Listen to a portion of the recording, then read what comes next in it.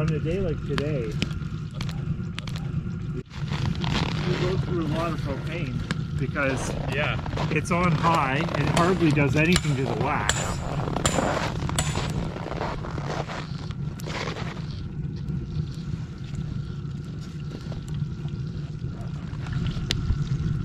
Did you sharpen this, Dad? I sharpened it yesterday.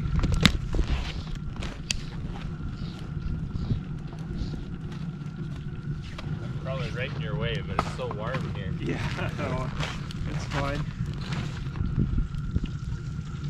Yeah, it was pretty close to minus 30 yesterday when I sharpened that, so it's more going for speed.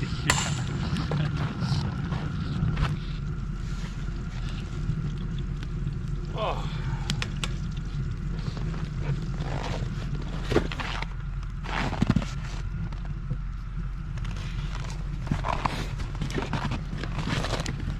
Log 380. Yeah, there is some really nice ones. I think these are some of the first ones he pulled off, so there's a bit of a wave, but something like that is This nice. one's pretty good. Yeah. Like the old. Yeah. Has a little hard line there, but it's still really nice and straight.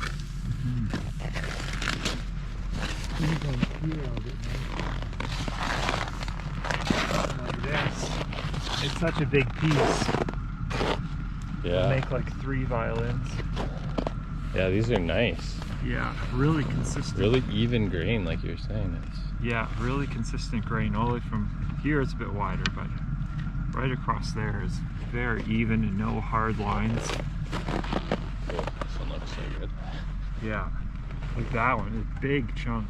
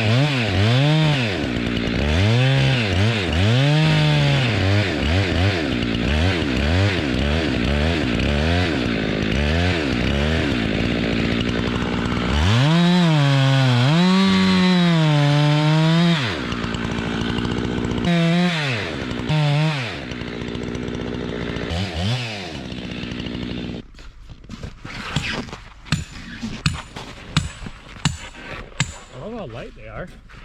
Yeah.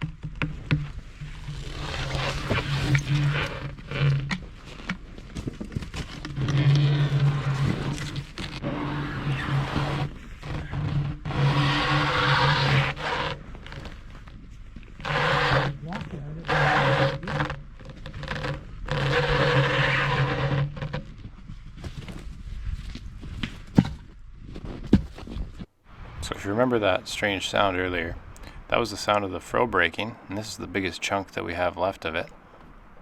This is what happens when you pound on cold metal with an axe.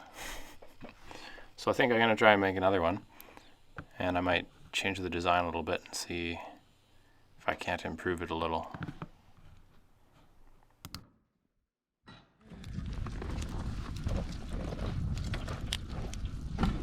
It looks like it's glowing down there. It does. Alright, which way am I hammering it? Smells like burnt leather. Oh yeah. I think that's...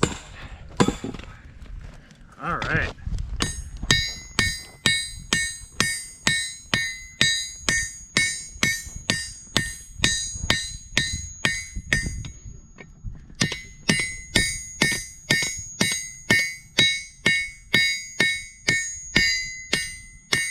You need a 4-pound for that.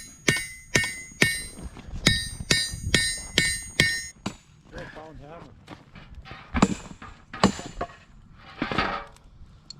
Oh, it went through the bottom. Get us hot there. I moved it a little bit. Yeah, it was making a dent. It was slow, but That's not bad. Hey, that's a huge chunk of steel. Yeah, I'm surprised it got long enough to do that.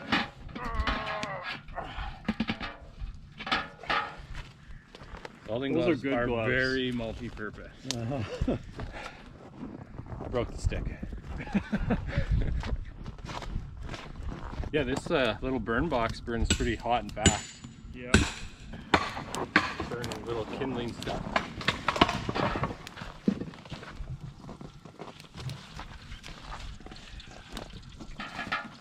Oh, this is a beauty.